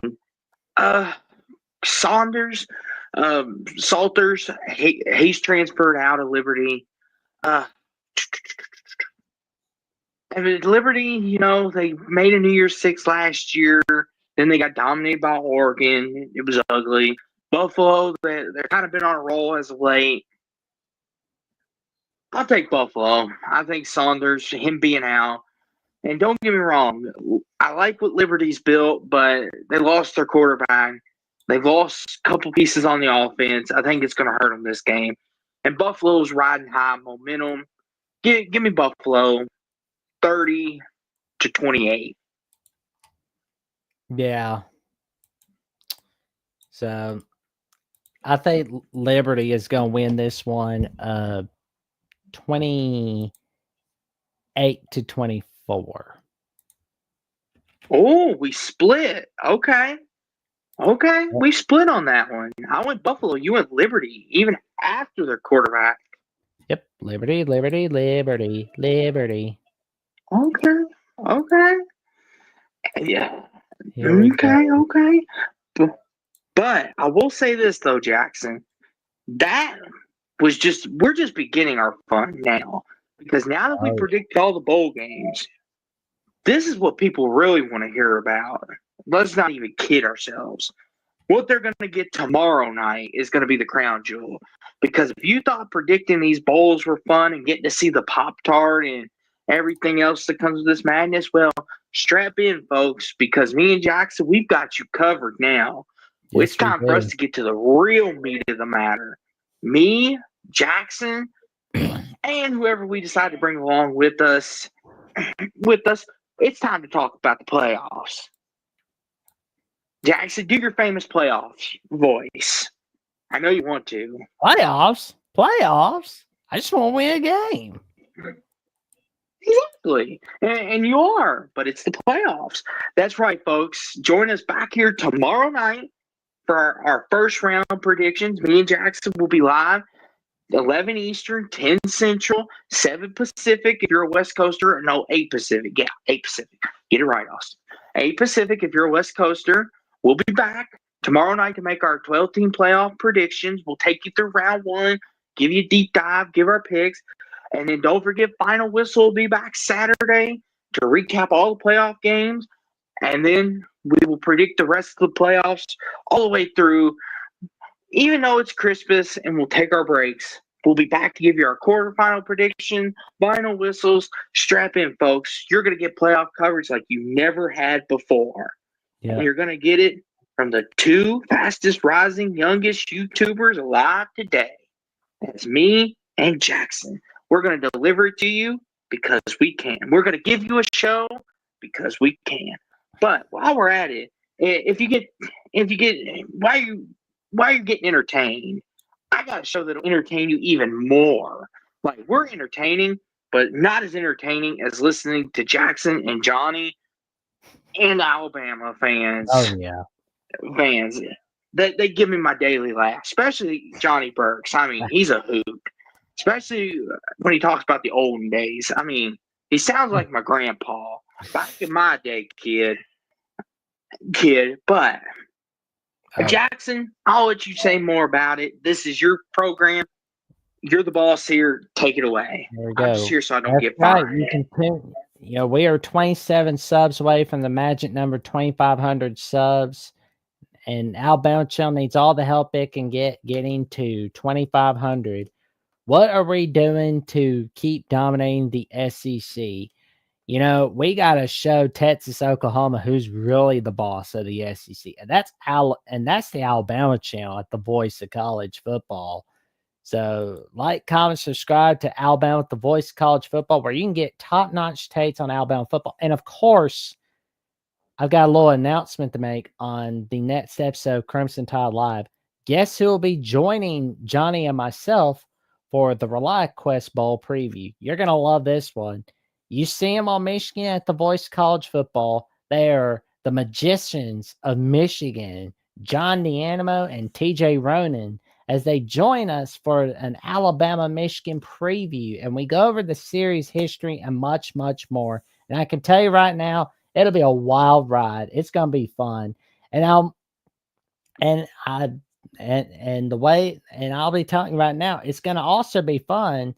And it's going to be a wild one, but when it's official, I could tell you more about who could be on Wolverines Live to discuss the Alabama Crimson Tide. Could be me. Little old me. Jackson, don't get me wrong, you're a great guest, but I thought Nick Saban was going to come on the show. Daggone it.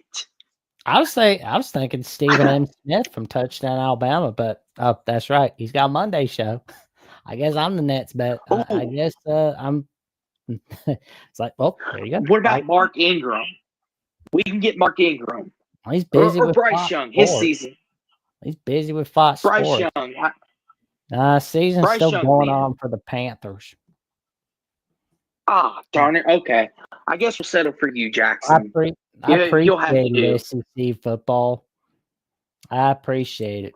Agreed. I know you're gonna love the next edition of Crimson Tide Live, and it's gonna be a wild one. It's gonna be a wild week ahead for sure. And I Jackson, didn't know you weren't a you know, fan of Fulmer either, but I'll make sure not to say too much about it. But I mean, I like Heupel. I mean, despite the fact that he's giving us a hard time, I find him as a very likable guy. It's like he does get compared to Bobby Hill and King of the Hill, where it's like that boy ain't right in the head, like Hank Hill says. So it's like I was thinking of Connor Stallion. I mean, here's the thing. I mean, that would be great, but he's too busy trying to cheat for someone else now. oh god. Well, And Ralph Will says, "Go find a random guy named Nick Saban and have him on. Then he won't be live." That's true, Jackson. That's true.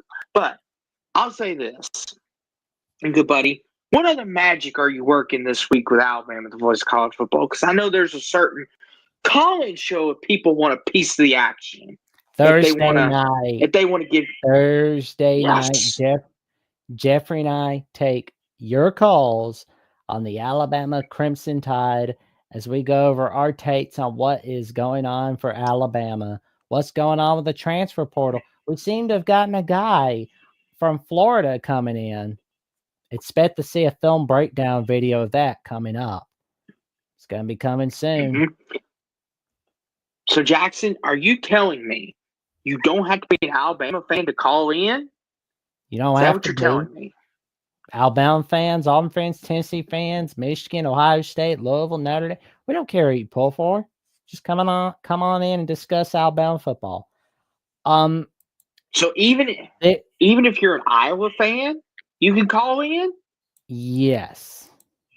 Yes, you can. Okay. I see your standards aren't very high. Noted. No. No, I'm just kidding. Go ahead. Here we go. Yeah. But yeah, it's going to be interesting to see what goes on. And Jackson, speaking of standards, you're setting a pretty great standard on your own. I mean, your work, Jackson, is surely but slowly becoming some of the best work probably out there in the college football world today. If I must humbly brag for you, you're becoming the excellence of execution. And good buddy, I heard the rumor on the street is you had some special guests coming by, which one of them happened to be a West Virginia fan. Would you like to enlighten the people about that?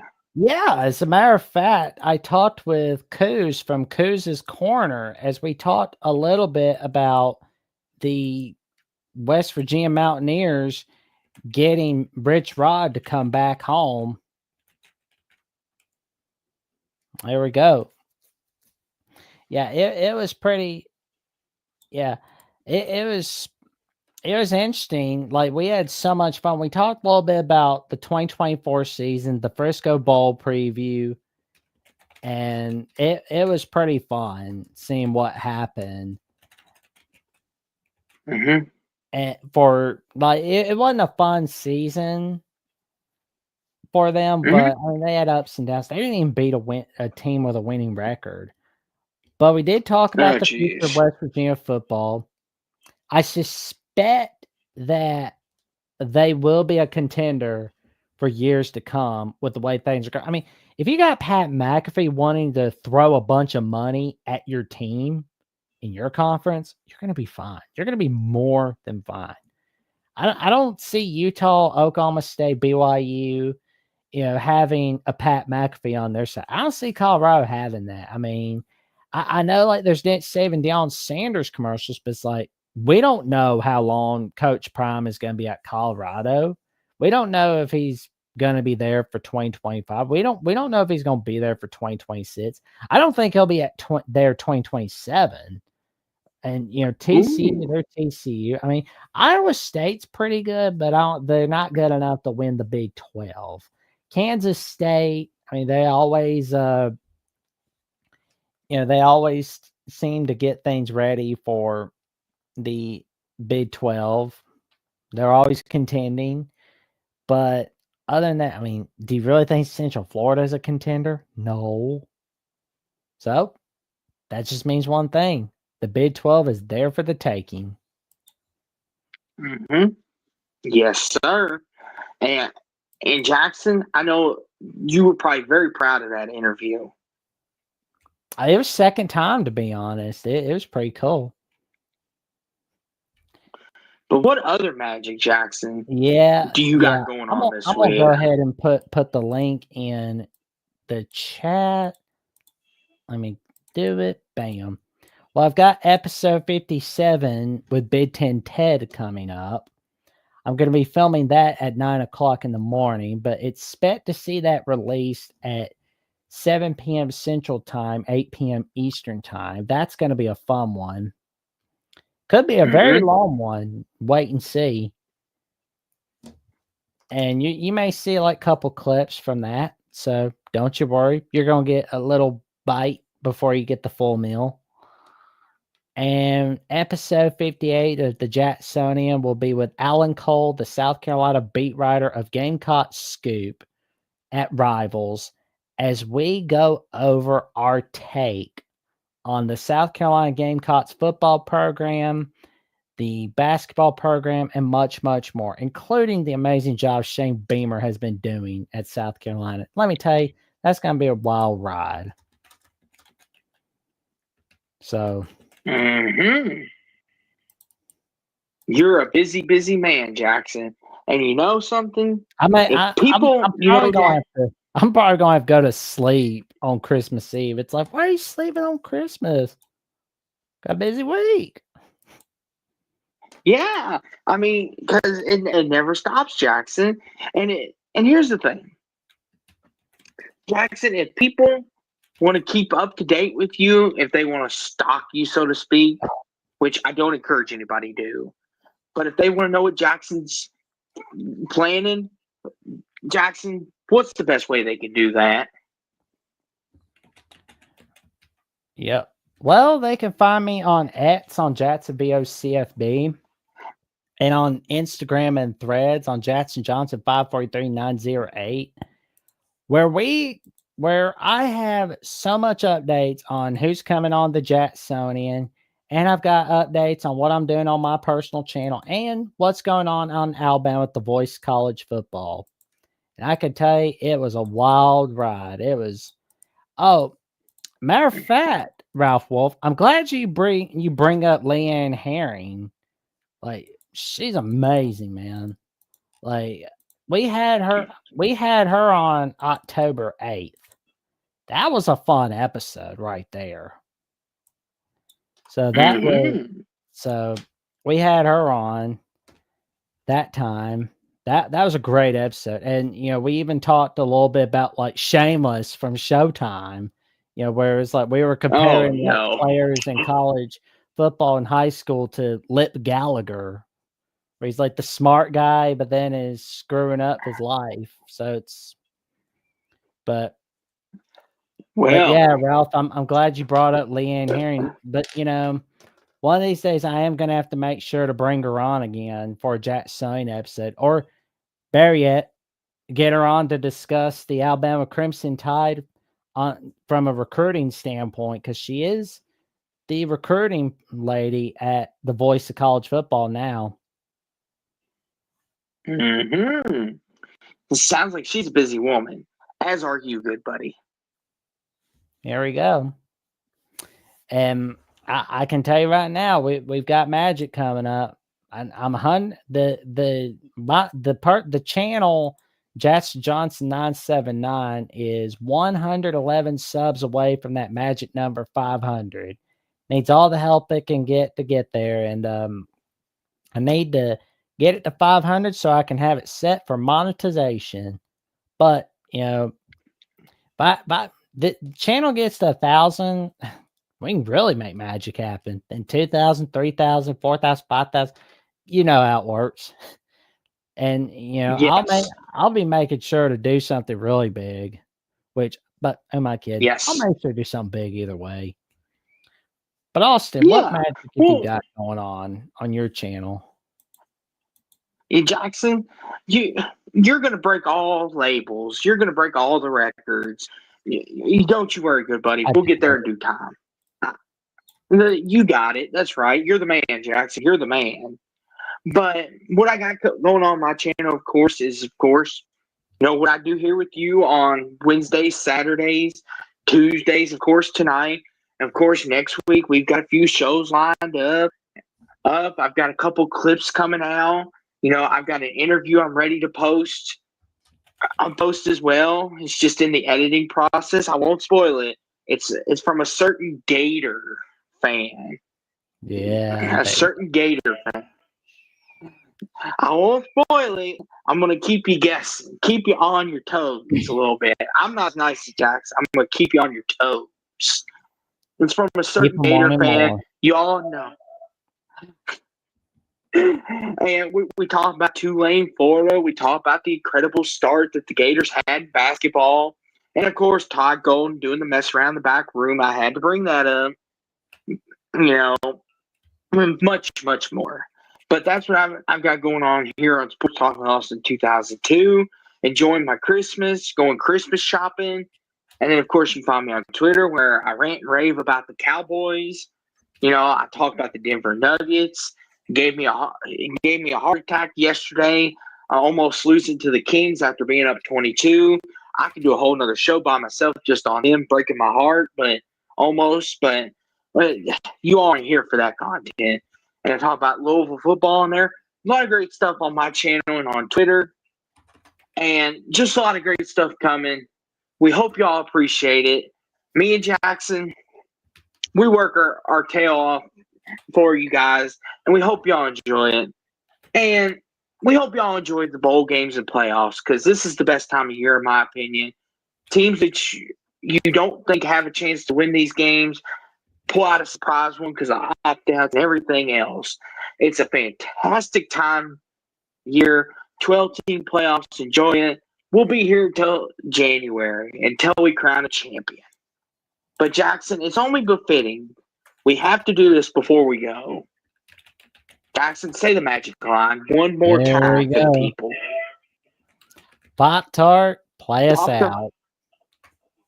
Yes. Like, comment, subscribe, click on the notification bell so you never miss no video whatsoever. And we will see you soon. Stay safe, stay warm. It's cold out. Oh, yeah, that referee, he's been bad, Jackson. It's acting He's really getting bad. grounded all right.